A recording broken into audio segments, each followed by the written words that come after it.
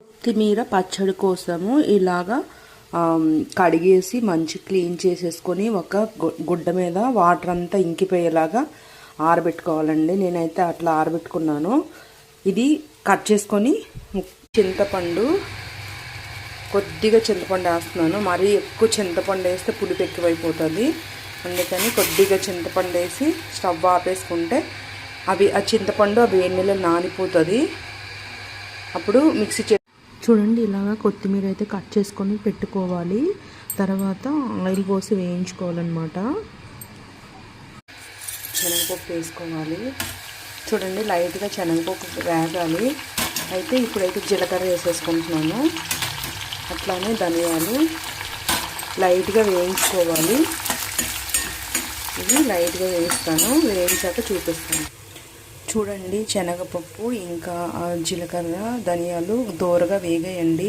మరి నల్లగా మార్చేసుకుంటే పచ్చడి కదా అంత టేస్టీగా ఉండదు. నేనైతే సిమ్లో పెట్టి వేయించుకున్నాను. ఇది స్టవ్ ఆపేసి పక్కకు తీసేసుకోవాలి. అలాగే కొత్తిమీర కూడా వేసేసుకోవాలి.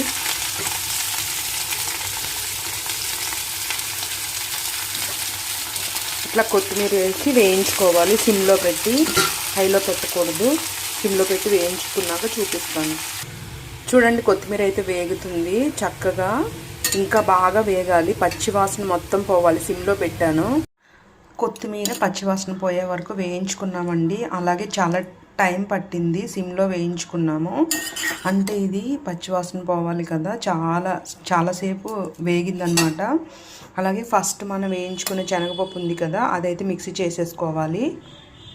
ఫస్ట్ ఇది మిక్సీ చేసుకున్నాక కల్లుప్పు అయితే వేస్తున్నాను. 1 స్పూను. ఎక్కువ వేస్తే మళ్ళీ ఇది ఘాటు ఎక్కువ ఉంది. కొంచెం వేసిన ఉప్పుగా అనిపిస్తుంది. అట్లనే కారం వేసుకున్నానండి. వెల్లిగడ్డలు, 1 వెల్లిగడ్డ తీసుకున్నాను. ఇట్లా కొత్తిమీర వేసేసుకోవాలి.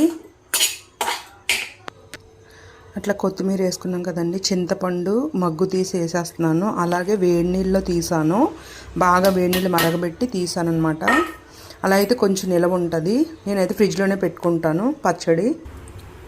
కొత్తిమీర పచ్చడి అయితే ఒక్క నిమిషం. చూడండి, పచ్చడి అంతా అందులో వేసేసుకున్నాము. నేనైతే స్టవ్ ఆపేస్తున్నాను. ఇట్లానే ఆయిల్ అయితే ఈ మాత్రం ఉండాలి కొత్తిమీర పచ్చడికి. ఫ్రిడ్జ్లో పెట్టుకుంటే 15 డేస్ అయినా ఉంటుంది. 1 వీక్ 15 డేస్